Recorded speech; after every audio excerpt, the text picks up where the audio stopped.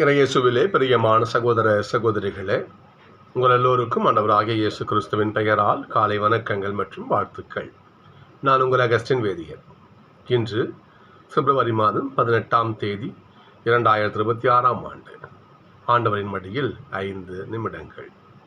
இன்றைக்கு தவக்காலத்தை துவங்குகிறோம். திருநீற்று புதன், விபூதி புதன். இந்த நாளில் நம்மை ஆண்டவர் மனம் மாற்றத்திற்கான அழைப்பினை கொடுத்து அழைக்கிறார். மன மாற்றத்திற்கான அழைப்பு. அந்த வார்த்தையை நல்லா கவனிக்கணும். மன மாற்றம். நீ முதல் வாசகம் பாருங்க. உங்கள் உடைகளை கிழித்து கொள்ள வேண்டாம். யூதர்கள், இஸ்ரேல் மக்கள் ஏதாவது ஒரு ஒரு கஷ்டம்னு வச்சுக்கோங்களேன், தங்களுடைய வெறுமையை வெளிப்படுத்தணும்னு வச்சுங்களேன், அவருடைய ஆடையை கிழித்துக் கொள்வார்கள். ஆண்கள் முன்புறமாகவும் பெண்கள் பின்புறமாகவும் தன்னுடைய ஆடையை கிழித்து தங்களுடைய வெறுமையை உணர்த்துவாங்க. யோவேல் பார்க்கிறார், ஆண்டவர் பார்க்கிறார். உங்கள் உடைகளை கிழித்து என்ன பயன்? உங்களுடைய உள்ளத்தை கிழித்துக் கொள்ளுங்கள். ஒரு சித்தர் பாட்டு ஒன்று உண்டு. நட்ட கல்லை தெய்வம் என்று 4 புஷ்பம் சாத்தியே சுத்தி வந்து முரமன் என்று சொல்லும் மந்திரம் ஏனடா, நட்ட கல்லும் பேசுமோ நாதன் உள்ளிருக்கையில் என்ற பாட்டு உண்டு.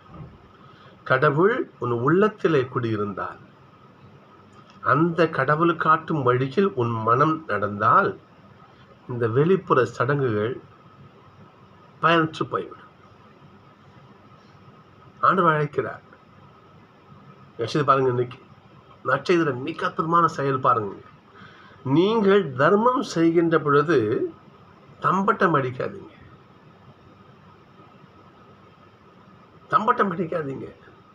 ஏனென்றால் நீங்கள் செய்கின்ற தர்மம் பிறகு தெரிஞ்சுன்னு வச்சிங்களேன், அவங்க உன்னை பாராட்டுவாங்க, அதற்குரிய பலனை நீ பெற்றுக்கொள்வாய். ஆக அப்படி பெற்றுக்கொண்ட பிறகு அந்த தர்மத்திற்கான அருளை நீ ஆண்டவர்கிட்ட எதிர்பார்க்க முடியாது. அப்படி செய்கின்ற ஒவ்வொரு காரியத்தையும் மறைவாய் செய்யுங்கள்.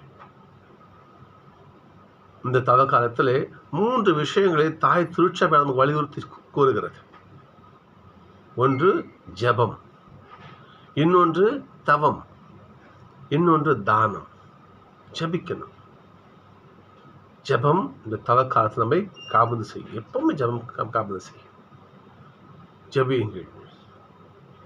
அடுத்தபடியாக தவ வாழ்க்கையை மேற்கொள்ளுங்கள். கடவுளுக்காக ஏதோ ஒரு ஒடுக்க முயற்சி செய்து தவ வாழ்க்கையை மேற்கொள்ளுங்கள். இன்னொன்று தானம் செய்யுங்கள். முடிந்தது. ஒரு செய்தியை நியூஸ் பேப்பரில் படித்தேன். அந்த செய்தி ரொம்பவும் ஒரு பிடித்தமான ஒரு செய்தி. வடநாட்டில் நடந்த ஒரு செய்தி. அவர் பிச்சைக்காரர். அவர் ஒரு ரூபா பிச்சை எடுத்துகிட்டு வருவார். அப்படி பிச்சை வாங்கின அந்த பணத்தை சேர்த்து வைப்பாராம். அவர் சேர்த்து வச்சுட்டு ஏதாவது ஒரு கிராமத்துக்கு போயிட்டு அங்கே இருக்கிற ஏழை எளிய மாணவர்கள் படிக்கின்ற ஸ்கூலுக்கு போவாராம். அந்த பிள்ளைகளுக்கு தேவையான பொருட்களை எல்லாம் அந்த காசில் வாங்கி கொடுப்பாராம். நோட்டு புக்கு, பேனா, என்ன அந்த ஏழை பிள்ளைகளுக்கு தன் பிச்சை எடுத்த காசில் என்ன பண்ணுவாராம், அந்த பொருளை வாங்கி கொடுத்துட்டு திரும்ப பிச்சை எடுக்க திருப்பி அடுத்த ஊருக்கு அந்த உதவி செய்ய. அப்படி எந்த ஒரு கைமாறும் கிடையாது. யாரோ ஒரு 10 பிள்ளைங்க யாரோ பிச்சை போகிறதா இவர் சாப்பாட்டுக்கு மீதுக்காக சேர்த்து வச்சு அந்த ஏழை குழந்தைகளுக்கு தர்ம காரியம் பாருங்க. ஏசப்பாடைய வார்த்தை, என்னை நோக்கி ஆண்டவரே கூவுறவெல்லாம் விண்ணகத்தில் நுழைய முடியாது, மாறாக என் தந்தையின் சொற்படி நடக்கணும். என் பெயரை முன்னிட்டு ஒரு ஏழைக்கு ஒரு தண்ணியாக என்ன பண்ணி கொடுத்தீங்கன்னா உனக்கு என் ஆசை உண்ணான்னு சொல்கிறேன். சொல்களே, இந்த தவக்காலம் நம்ம அழைக்கிறது. 2ஆம் வாசகம் பாருங்க, இதுதான் ஏற்ற காலம். பாருங்க பார்ப்போம். இது ஏற்ற காலம்.